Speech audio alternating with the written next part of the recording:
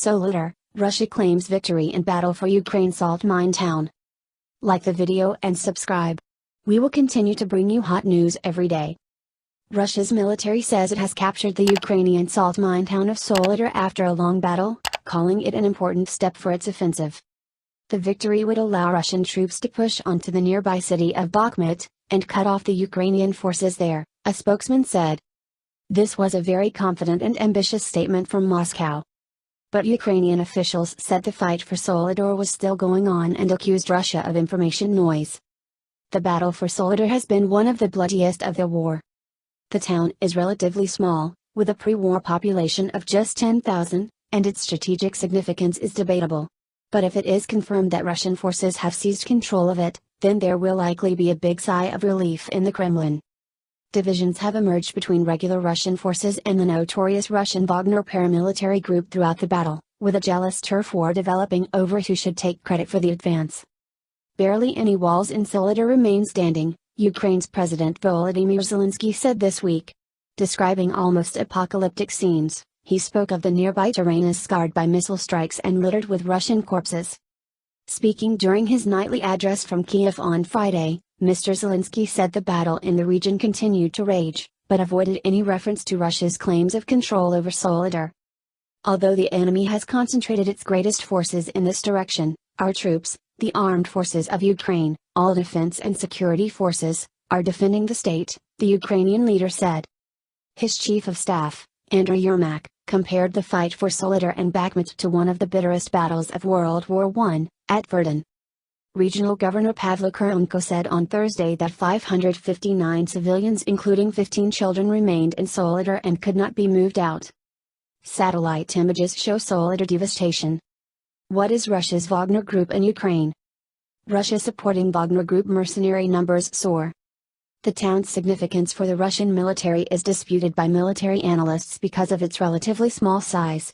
The US-based think tank Institute for the Study of War said while it was likely that Russian forces had captured Soledar, it did not believe they would then be able to go on to encircle Bakhmut. Nevertheless, if it becomes clear that Russia has taken it, then that will be seen in Moscow as progress, even a victory. That is exactly what President Vladimir Putin needs, as Russia has failed to capture a single town in Ukraine since July 2022. Since then, Moscow's forces have suffered a whole series of embarrassing defeats. Ukraine's successful counterattack pushed Russia almost completely out of Kharkiv region in the northeast. In October, Russia's Kerch Bridge came under attack, with Russian forces retreating from the city of Kherson the following month. The southern port city had been the only regional capital that Russia had managed to seize since the invasion began. Capturing Soledar would be something for Moscow to present as some good news to the Russian people and the troops on the wintry front line. But Serhiy Chnovedy, spokesperson for Ukraine's Eastern Military Command, denied Soledar was in Russian hands. We won't give any more details as we do not want to reveal the tactical positions of our fighters. Deputy Defense Minister, Hanna Maliar, said fighting had been hot in Soledar overnight. Ukrainian fighters were bravely trying to hold the defense, she added, in what was a difficult stage of the war. Western and Ukrainian officials have said much of the fighting in Soledar and Bakhmut is being done by the notoriously brutal Wagner mercenary group. Its leader, 61-year-old Yevgeny Prigozhin, has claimed repeatedly over the past few days that his forces are the only units on the ground in Soledar. He said on Tuesday night that his mercenaries had seized the town, only to be contradicted by Russia's defense ministry the next morning. Daily updates from the Russian Defense Ministry have made no mention whatsoever of Wagner, and Friday's briefing was no exception. The military said that paratroopers had played a key part in the capture of the town. Mr. Prigozhin then released a statement saying he was surprised to read the Defense Ministry briefing.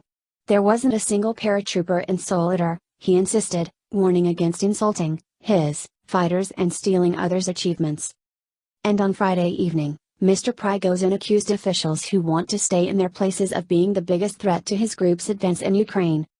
In a later statement, the Defense Ministry praised the mercenaries' courageous and selfless actions during the fighting, but again emphasized the leading role of regular Russian forces.